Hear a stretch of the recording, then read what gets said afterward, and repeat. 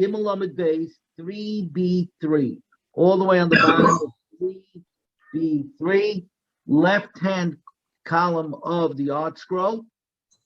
It's not hard Gemara at all.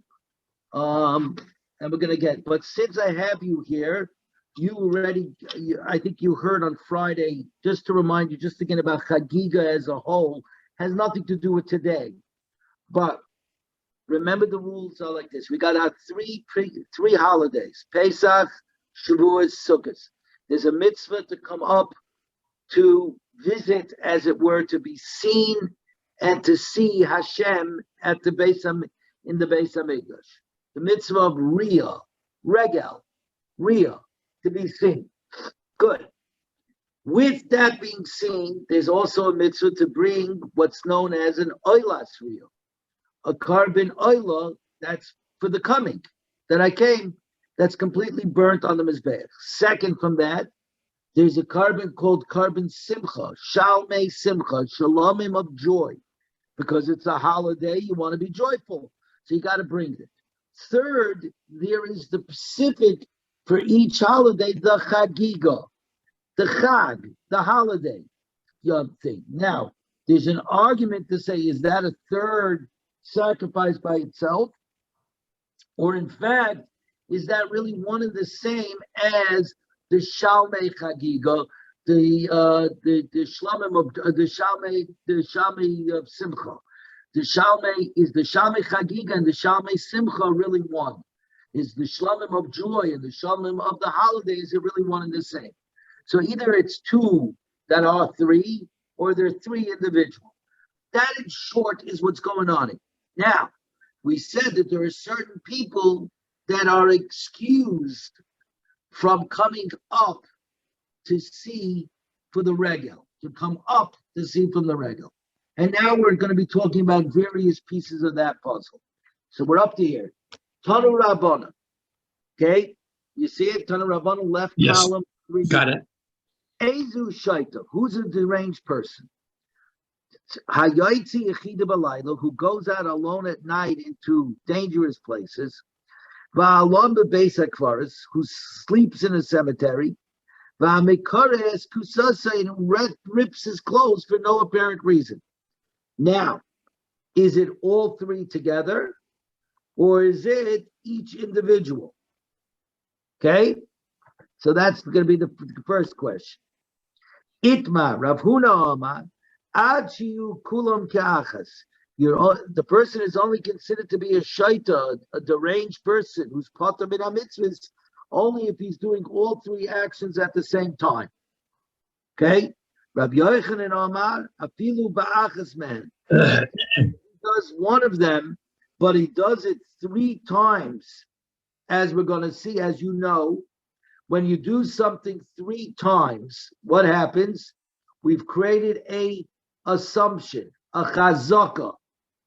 We created a chazaka that this is now your behavior. When it's an assumption that this is your behavior. The classical example is an animal that gores. First three times it gores. It's what's known as a tam. And you only have to pay half damages. But after the third time, the fourth time, it's already considered a muad, and you got to pay full damages. Because after three times, you've created a chazaka. By the way, within that, as you're going to see, does that mean that the animal gores three times the same type of animal? Three times it gores horses. But what happens if it gores once a horse, once a camel, and once a ox? Is that considered a chazaka? One man Diyama says no. One man Diyama says yes. We look at the goring. The other ones say no, you look at who he's goring. Very similar over here. Do I say I need all three to define a person as deranged? Or no, even one time, three times is enough to call him deranged on one of these classifications. Hey, Chidon, what are we talking about? Right here. E, put on the right column of 3b3. If he performs these actions in an insane manner, even if he performs one of them, right? Even if he performs one of them 3 times, certainly you've established insane behavior. If he didn't perform those actions in an insane manner, then even if he does all of them, he should not be considered a shaita. Shouldn't be considered a shaita. So says the oilam, the truth is he did it in an insane manner. Nonetheless, Rabbi Huna holds the basic verse. One who resides in a cemetery, one could explain that behavior by saying, he came there because he was into sorcery and things like that. Right? He was into sorcery and things like that. So he wanted to get a ruach tumah, an impure spirit, into him. So he was staying in the cemetery. And regarding one who goes out at night, Amar, Jeff, are you there? Because I lost your visual. No, I'm here. You're there, okay. Amar, no problem. Jerry came on. Oh, hi, Jerry. How are you? Very good. Good morning. One who goes out alone at night, one can say that he got seized with the sickness. In other words, he went out to get air, or he got such a fever, when he got such a melancholy that he felt he had to go out. Somebody who rips his clothes for apparently no reason. He's a meditative person. He didn't realize what he was doing when he was meditating. But once he does all 3 of them, not each one of these activities individually, but all 3 at the same time, and now we're on to the Daf Dalet Amid Aleph, which is really yesterday's Daf. Daf Dalet Amid Aleph. It's equivalent to an ox that we said before. An ox that gores the first 3 times is a tam. They only pay half damages, chatzi nezek. When it gores the 4th time, it becomes a mu'id and you pay full damages. It goes, says this man diyoma. It's like an ox that gores an ox, a donkey, and a camel. Nase mu'id lakol becomes a mu'id for all animals. He only did 1 for the shor, and 1 for the chamor, and 1 for the gomel, 1 for the ox, 1 for the donkey and the camel. We don't look, says this man, at who we gored.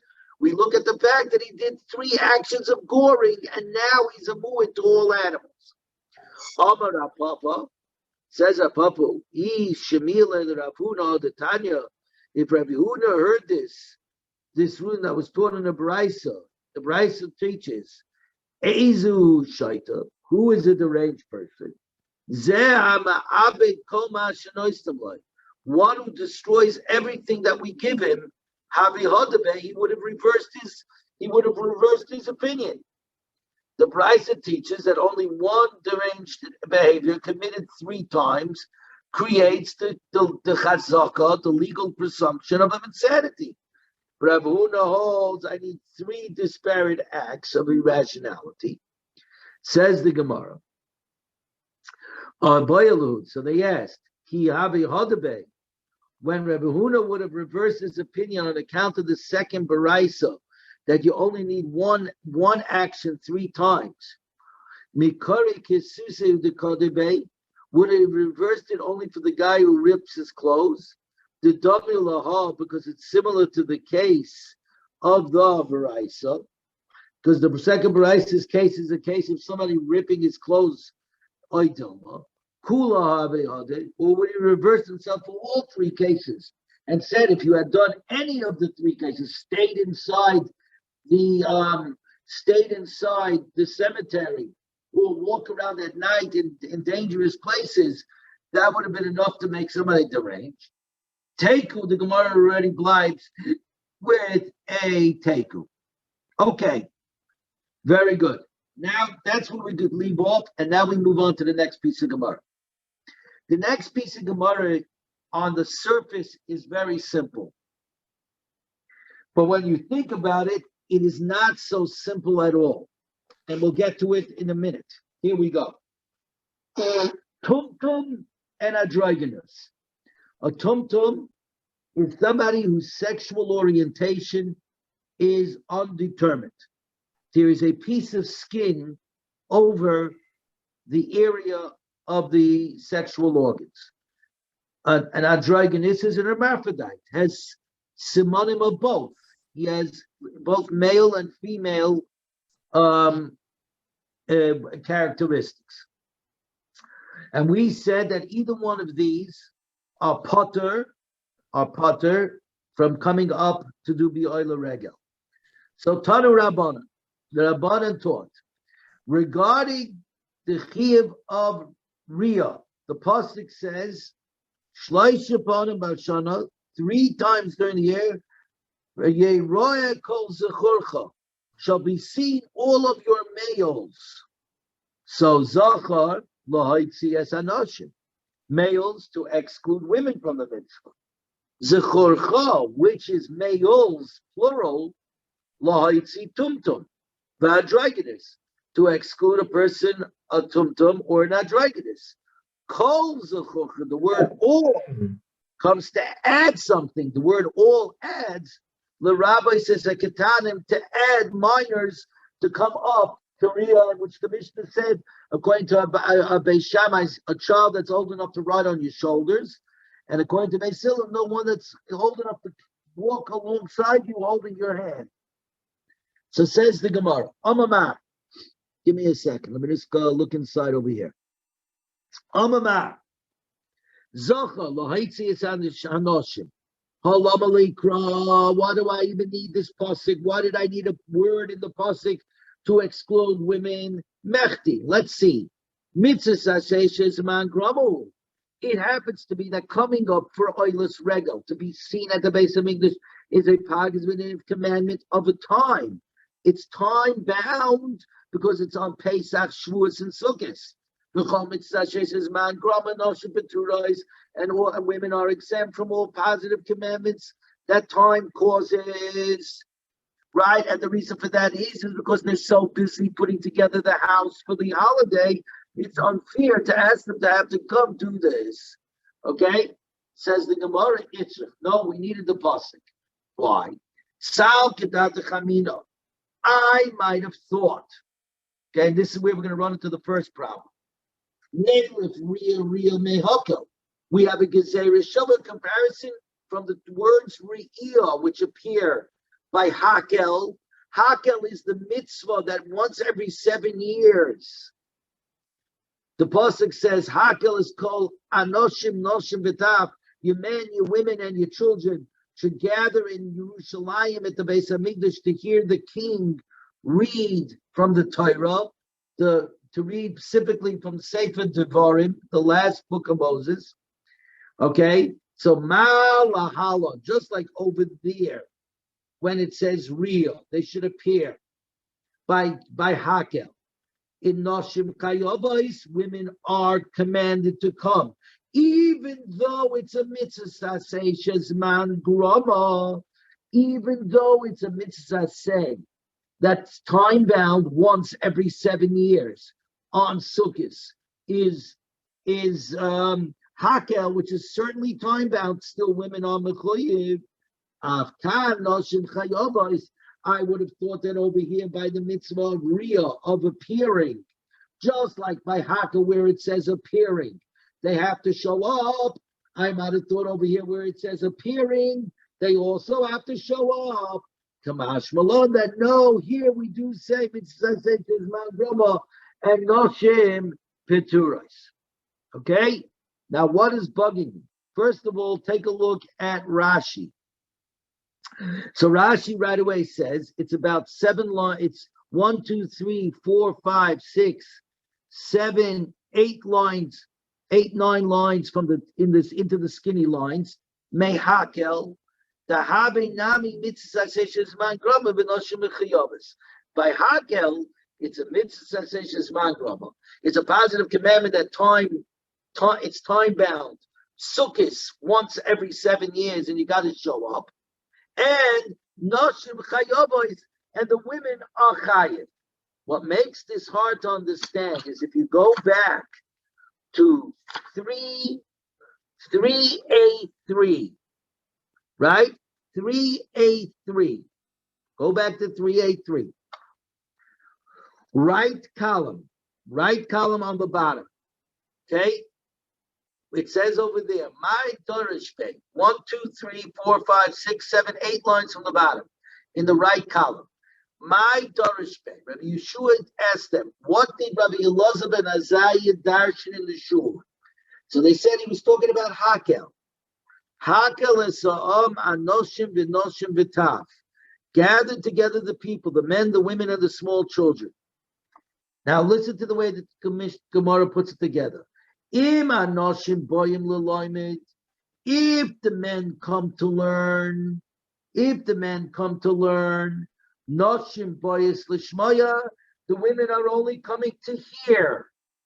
Take a look at the little Tosfos on Gimel Amud Aleph 383, the second to last Tosfos on the page, all the way on the bottom, in the left-hand column, all the way on the bottom. Noshim L'Shmaya. Omar, it says, the Yerushalmi in the Jerusalem Talmud, Deloy Ki Ben Azai, that this Gemara is not like Ben Azai. The Omar, he holds Chayiv Adam, a person is Mechuyev, is Leloime Lebitoi Torah. Rabbi Elazar ben Azariah holds we are not commanded to teach our children, our women to learn Torah. So that means over here, Anoshim Boyim Lilmai, the men came to learn. The Noshim Boyis L'Shmai, the women only came to hear. They didn't actually have to come to where they came. Why did they come? So the English says on the bottom, number 47 on 383, they came to hear serves the purpose of enabling them to perform the mitzvahs more correctly. So they did it on their own. So there is no chiyuv.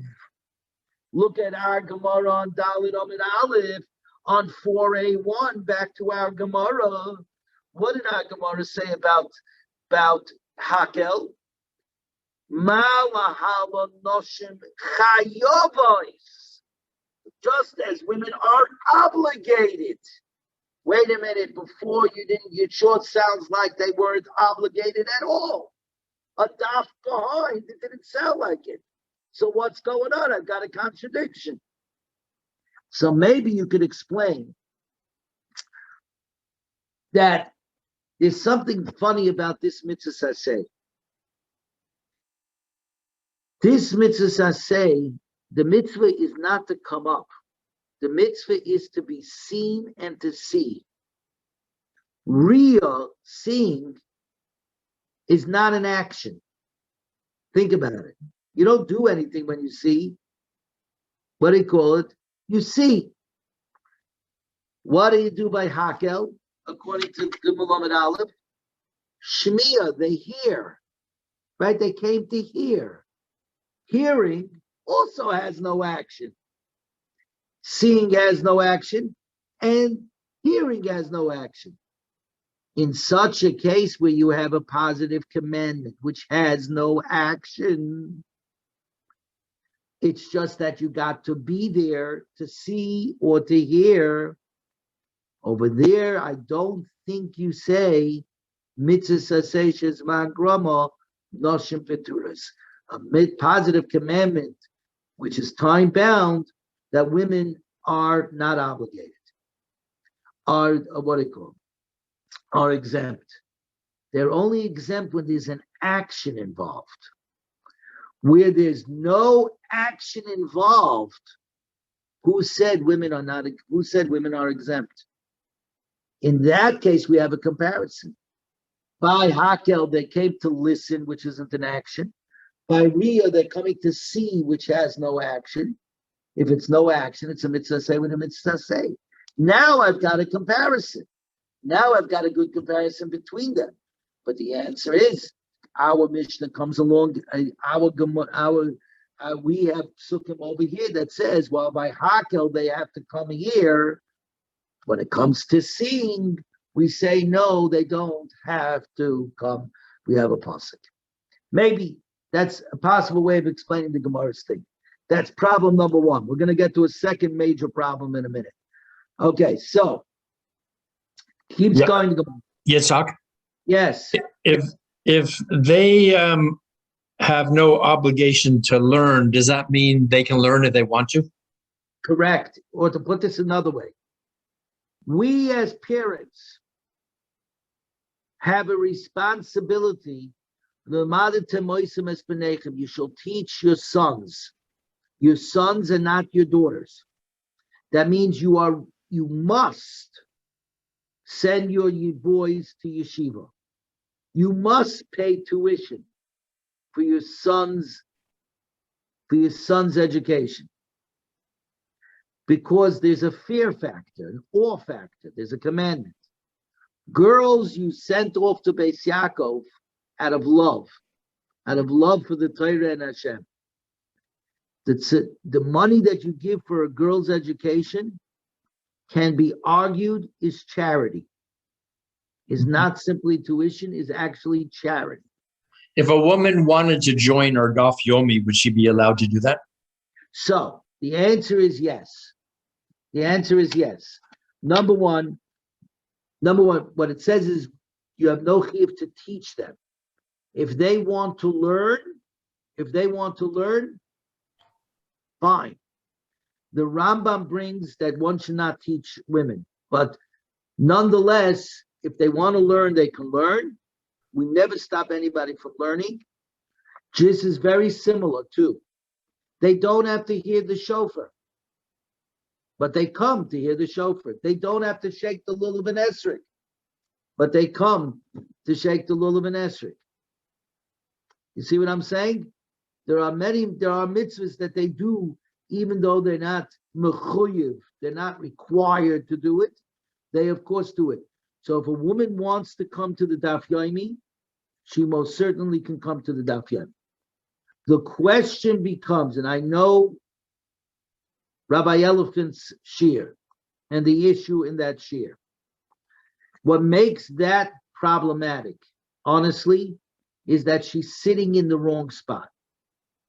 That is wrong. Let me be blunt about it.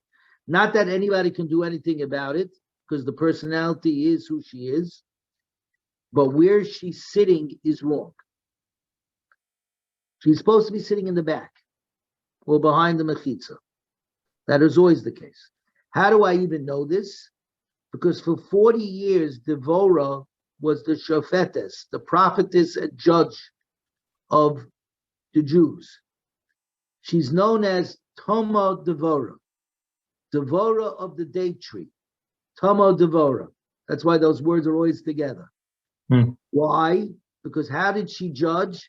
She sat on one side of a huge date tree. The men sat on the other side of the date tree so that they should not see her as a matter of modesty. Because that is a given in Judaism. That modesty must be displayed. The men and women are equal, but each one runs on two parallel tracks, but it's two different tracks. There's one side of the mechitza, and there's the other side of the mechitza. In the Beis Hamikdash, there was a mechitza. So that's why they built ultimately a balcony. That's why the big shuls all have balconies, because in the Beis Hamikdash they had a balcony, so that the women's section always looked down on the men, so they could see the men, but the men couldn't see them, for the obvious reasons. Okay? That's number one.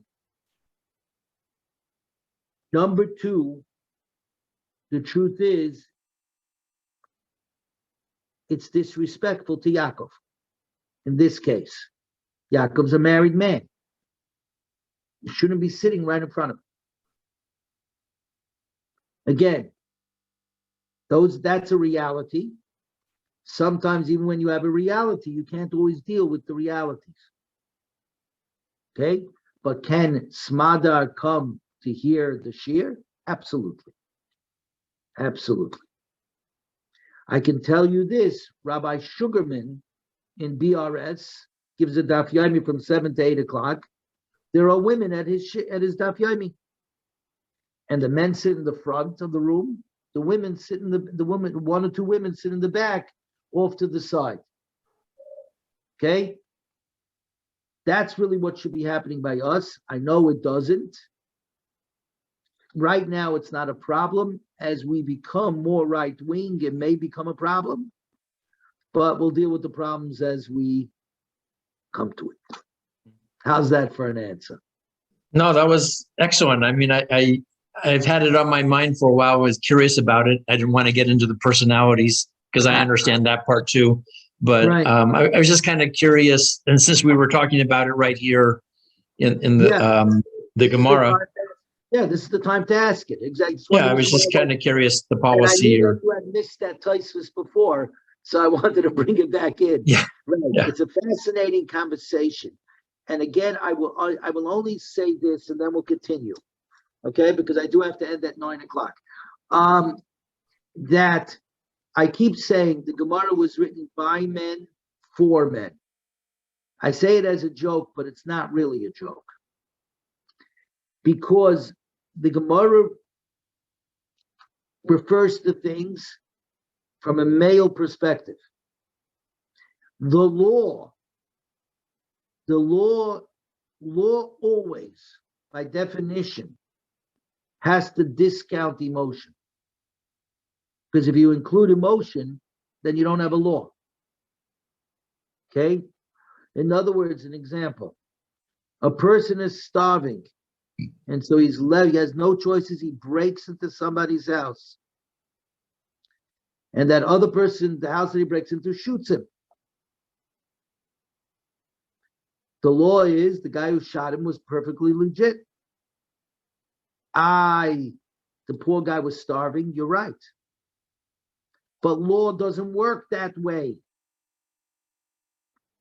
When you start mixing in emotion into law, you end up with no rule of law. The law is the law. Then you look at the mitigating circumstances. But first is the law. Otherwise, you have anarchy. Or you'll get to anarchy as it's happening in American society. If you feel, therefore you are. That is not true. If you feel, you are not are. Just because you feel doesn't make you what you think you are. Right? You are what you are. The law is what it is. So, it's obvious until you live in a time when it's not obvious. And that is a great strain on society. And that's the reason why we're weakening as a people. I'm talking about Americans, not Jews. But that is, so the Torah, the Gemara is certainly written by men, but it's more than that. Women are emotional people. The Gemara brings sometimes ridiculous cases to bring a proof. If the proof is right, it should work even in a ridiculous case. The classic one, as I mentioned before, is where an animal dies, and the baby that's inside the animal rolls out of the mother and rolls into the stomach of another animal. What's the halacha of that? We're going to get to it. The problem with that is it's not possible. It's not possible. The answer is that's not the point. It's not the point whether the case is possible or not.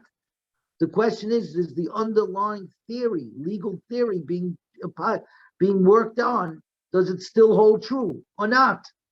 If it doesn't hold true, then then it's not MSM, it's not truth. Try explaining that to women. Try explaining many of the Gemaras that we have learned to women. They'd be up in arms. It's a very dangerous thing. It's a dangerous thing because it was not written from their point of view. Because the law can't work with emotions. We've always understood this. So their way of learning has to be different than our way of learning. It has to have a different flavor. When they sit in a class of a bunch of men, it becomes problematic. It does. Because it's two different ways of thinking and approaching the world. Both correct. Don't get me wrong. Both are correct. But the way the law is brought out, like I did now, compare one place to another place and work it out, that's a male construct. That's the way males are taught. The ladies would stop right here and say, what do you mean we can't learn? What do you mean we're not commanded to learn? What are we, second-class citizens?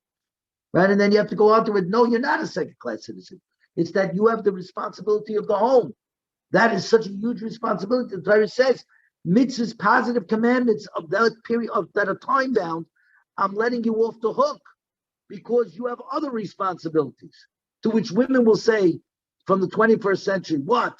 We're homebound? That's what do you call it? What do we say? And we say to you, yes, because you have the bigger job. That's the holier job. That's the bigger job. We guys that go out to work, that's not the bigger job. The bigger job is to bring up a wonderful home. Bring up your wonderful children, right? But today that's not considered. That's not considered greatness, even though of course it is when you think about it. Without the mothers, and the amazing thing is that all changed within the last 50 or 60 years, because prior to that, the women were in the home. And more than in the home, were celebrated for being in the home. Mm-hmm. They were celebrated to the fact that it was understood that this was the highest job in the world. Teachers were celebrated for the same reason. What changed was World War II, and there weren't enough men to do the work, so the women did the work.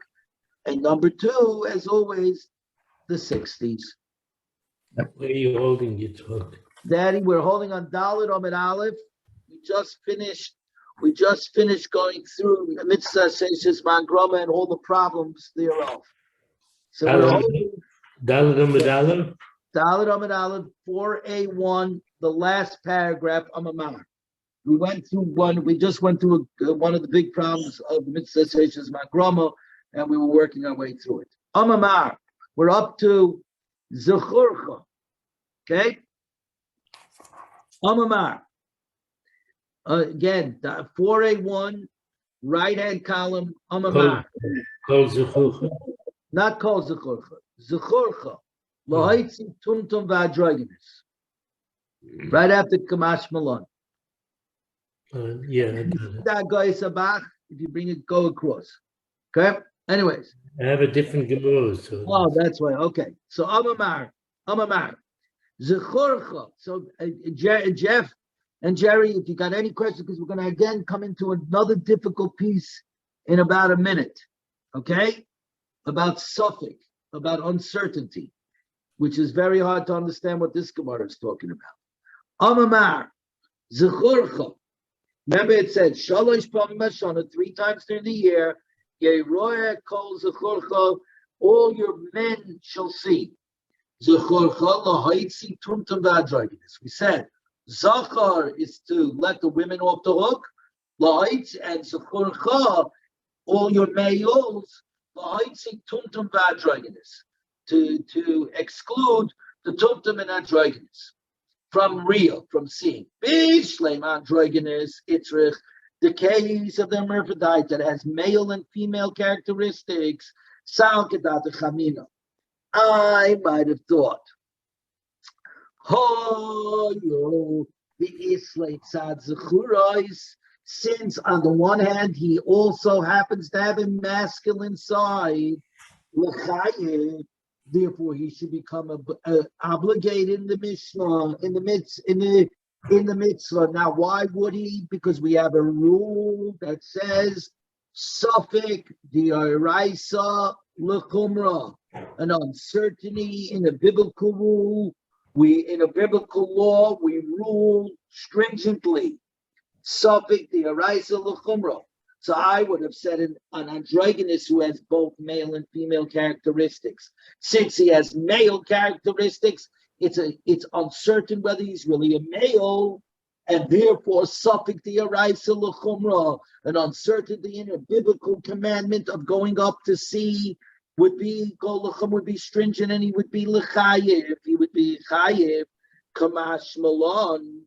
And this is very fascinating. Why the value of Ibnei Atzmayu, that in fact he's in a third way. There's males, there's females, and then there are theys.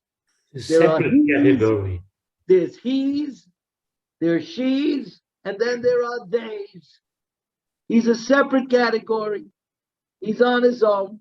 You see, the Gemara was ahead of its time. Ahead of its time by about 2,000 years. But the next lines of Gemara are extraordinarily shver. Elo tumtum, but a tumtum, that means we're not sure of his sexual orientation because there is a membrane that is covering over the sexual organs. Sefeku, it's a case of doubt. I'm going to get to that in a second. It's a case of doubt. Umi itzu krolumi ute sveika, and is a pasuk, is a verse needed to exclude a case of doubt. So number one, you got a million problems here. What are you talking about? Of course you need a pasuk to exclude a doubt. We just finished saying Suffolk d'oraisa is lechumra, an uncertainty of a biblical nature. We are strict. We would say that you do have to come because you're uncertain. That's it. So now, take a look at the Tosfos, the third Tosfos on the page. Androgynous, one who has both characteristics. Nami Sveiki, who is also a Suffolk Mitam, Mixat Zechorcha, Kidi Amashas, because he's partly male, partly female, Ela Tumtum, but in one that we do not know what he is at all because he's got his sexual organs all covered up. Since women are potter, Bahai Ema Isha, how then maybe he's a woman, Memela having patinile, then he'd be pratik. Just like you have to bring in the chazul and azara. In other words, there's a lot of going on here. But here's another explanation. An androgynous that happens to have male and female characteristics, now that's uncertain. What are you? A male or a female, or are you a third way? A tumtum is not a suffix. Think about it. First it's of all, a failure in yediyah, in knowledge. right. The truth is, he's either a male or Or a he's a female. female. The only problem is he's got a piece of skin that's covering him, so I can't know what's going on. You know what this is like? By Erev Tanchumen, the rabbi that's coming to visit, the scholar in residence, shows up. He already showed up on Friday. But you don't The only know. problem is, I don't know which side he came from. Is it That's not in your deal. it's a problem not in a suffix, in an uncertainty. It's certain. He showed up. I just don't know in your deal. why he showed up. So therefore, my Arabs don't work one side to the next. It doesn't work that way. Right. Here too, a tumtum is not a suffix. It's not an uncertainty. He's definitely a male, or he's definitely a female. We just can't. We don't know. Can't But if figure it it's not a suffix, if it's not a suffix, then what? You don't say suffix d'oraisa or suffix d'rabbanan. It's not the point. It's yediyah. It means I do not know. I don't know. Of course you go to l'chumra. I need a pasuk to tell me. Therefore, of course I need a pasuk to tell me that no, in a case where we do not know, he's off the hook. He doesn't have to come up for Riyah. Without the pasuk, I would say a tumta for sure has to come up, because the problem isn't in his suffix. The problem is only in not knowing. He might be a full-fledged male and therefore absolutely be required. The only problem only is, what do you do with the lashon of the Gemara that uses the word sefeka, uncertainty? That I don't have an answer for. That I don't have an answer for us. Maybe it's talking to us, but in logic, in what we would call London, on the tum, it's a suffix on us, because we cannot determine. Brilliant, Daddy. That's a great answer. So my father just said, the Gemara is talking about our perspective. Right. Our perspective is we don't know. We don't know. Because it's covered. We don't get right. Regarding the tum, however, it's definite. He is a definite. He's either definitely male or definitely female. And there's no uncertainty. There's just a missing in knowledge. But it's not an uncertainty that you can't get to it. In today's world, they would do surgery and they would solve the problem, right? So therefore, it's only a problem in your deal. So he would definitely be Mechayim. Daddy, that's got to be the answer. The Gemara is talking about it from our perspective, not from the reality of the halacha, which is the person himself. Very good. Right. And I think that's shot in this Gemara. Otherwise, this Gemara makes no sense. To show you proof. Let's assume that the two children were able to talk. The two would be able to tell you, I'm a male or I'm a female. And Androgynous wouldn't be able to tell you. Correct. Would not be able to tell you. Because he himself doesn't know what he is. Very good. Very good. Very good.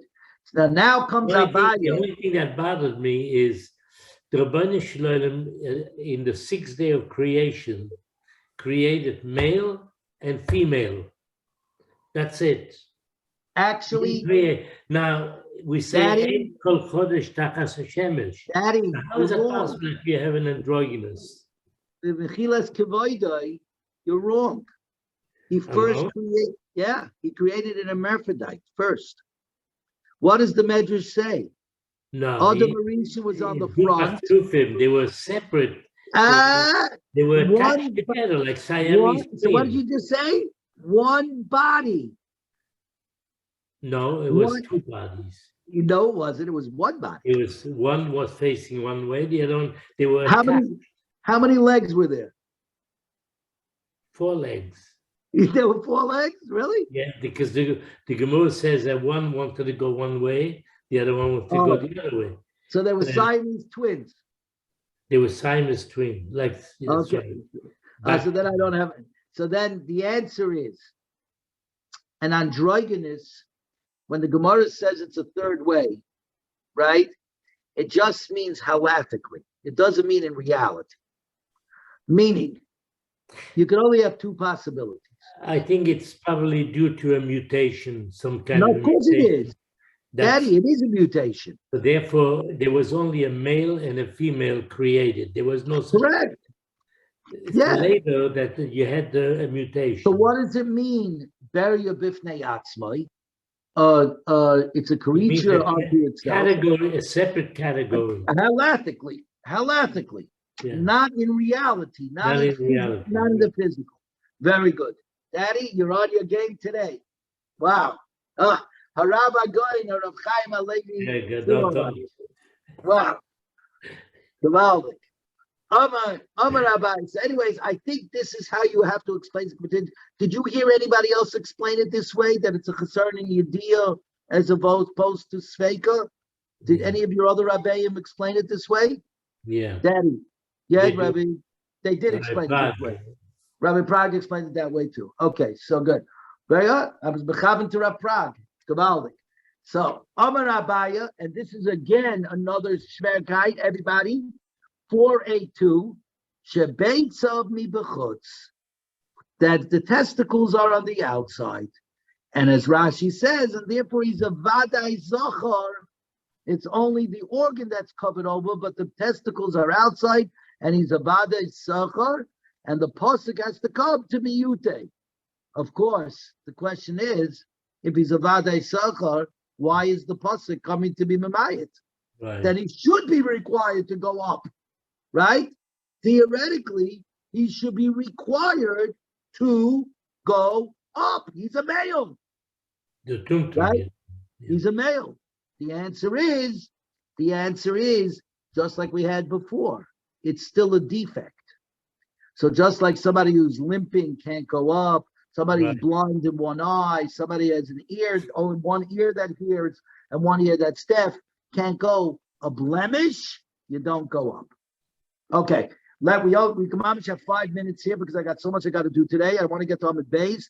Amar, here we go. No more questions. Amar, Kozachur Rabbi says a katana. Kozachur comes to add the children. But we learned exempt are the deranged person, the deaf mute, and a minor.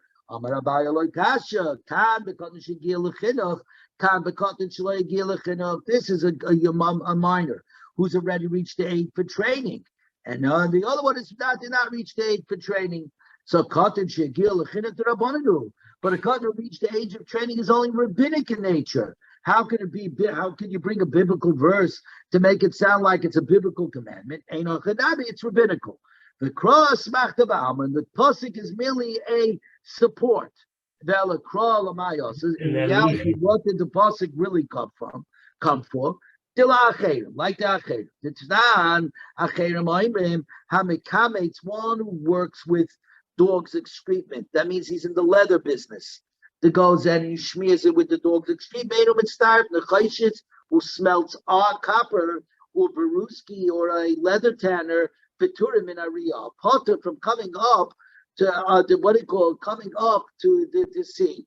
On the Yom Shum Shenema calls the Chorcha, says all your children, all your males.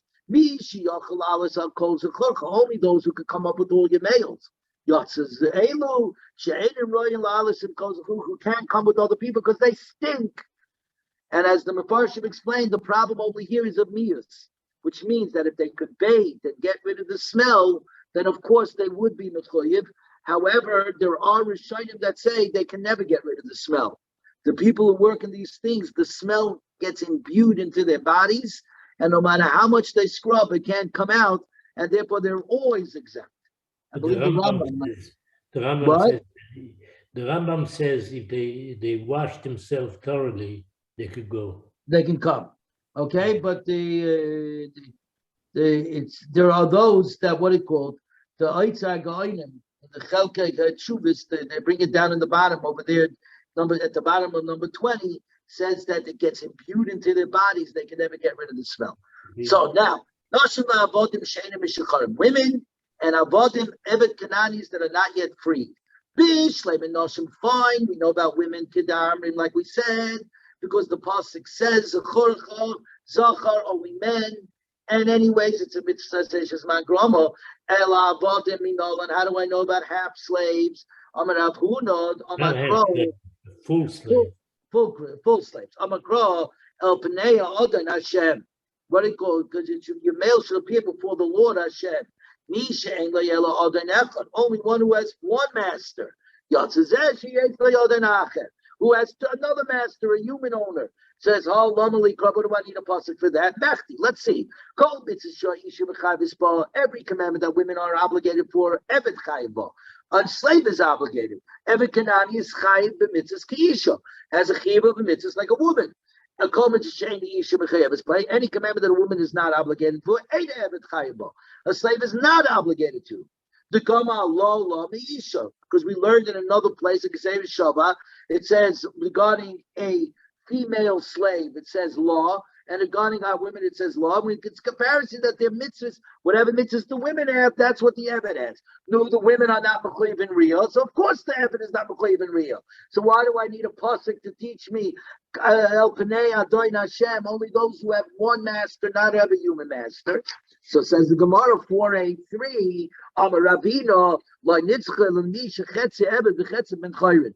We only need it for somebody who's a half slave and a half free man.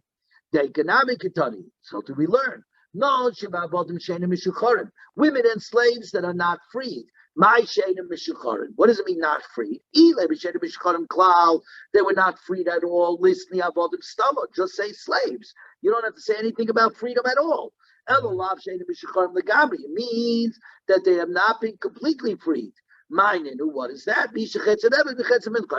A half slave and a half free man. Shemami, no, you got a good proof. Says the Gemara Vaita, Chagigah. Right? What it says the Gemara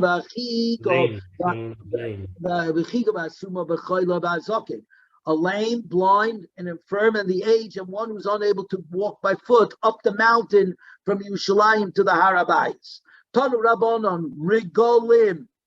Regolim. Regel means holiday. Regolim also means feet.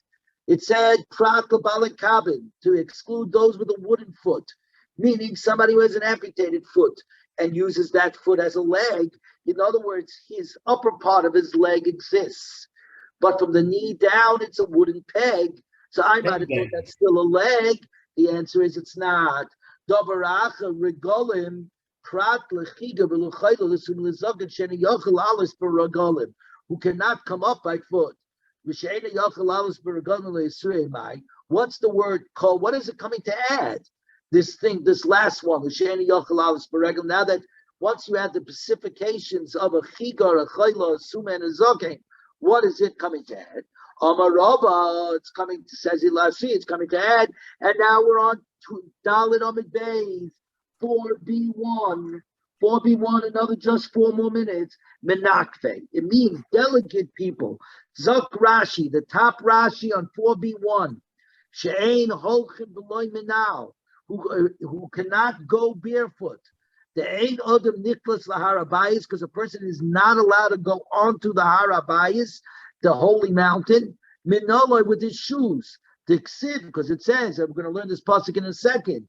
Mi bike zois mi yetchem ramos chetzi. Who's coming to trample on my land? So you don't walk on it. You don't walk with what he called with shoes. So somebody who's so delicate he can't walk without shoes, what he called is putter, is exempt from regalim. The ksiv. When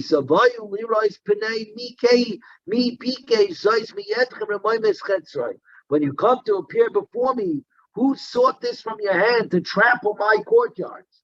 Don't be tramping around my garden. You could learn it from Moshe by the snare. The reason why they don't, and that Admas Kodesh, the reason why they don't is because that's before Matan Torah.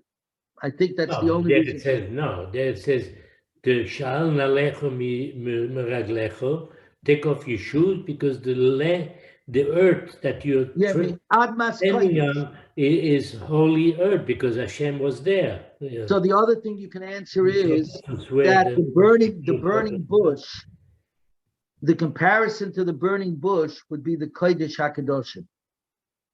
It may not be the rest. Yeah, the answer is the reason why he uses the posuk from the Novi. Yeah. Because it says in that posuk, it says trample.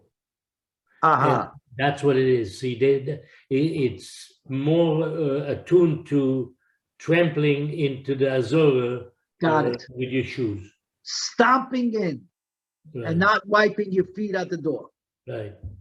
Now, it happens to be in the Eastern worlds, in Japan and in other places, they automatically take their shoes off off their feet. And shoes are a disgusting thing in the Middle Eastern world. As you know, a shoe got thrown at President Bush, right?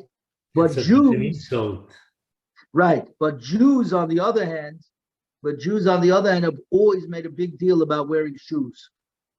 That shoes is a proper mode of operation, right? That's why Jews don't like to take their shoes off when they come into their houses. Tunnel. But if you go to a French house, yeah, you better take off your shoes. I know. Okay, let's just go. I just want to do one more Gemara over here, and then we'll stop. Okay, Tano. Ha'aral v'atame beturin min ariyah. The uncircumcised, meaning somebody who unfortunately his two brothers died from circumcision, and so they did not circumcise the third son, and somebody who's tamei are exempt from coming up to see the base of Mikdash and to bring the oilas riyah and the oilas riyah. Bishlei tamei, somebody who's ritually impure. You shall come there and you shall bring. Those who are capable of coming into the courtyard, yeshnu ba'ava, are in the category of bringing. Right? Why can't an oral? How do we know that an oral is by accident, by oinus, nonetheless is part from the oilus riyah? Hamani Rabbi Akiva. It's Rabbi Akiva. The Rabbi la'oral b'tamei, who derives that the Torah includes an uncircumcised person, even if it's an unfortunate because his brothers had passed away, to be like an impure person. It's hard because we learned Rabbi Akiva. Rabbi Akiva, probably a hemophiliac. Rabbi Akiva, ish, any man from the offspring of Aaron who is a mitzvah and so should not come eat of the holies.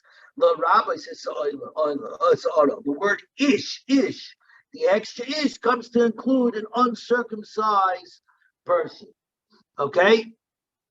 Now, we're going to stop right over here. Okay? We're going to stop over here.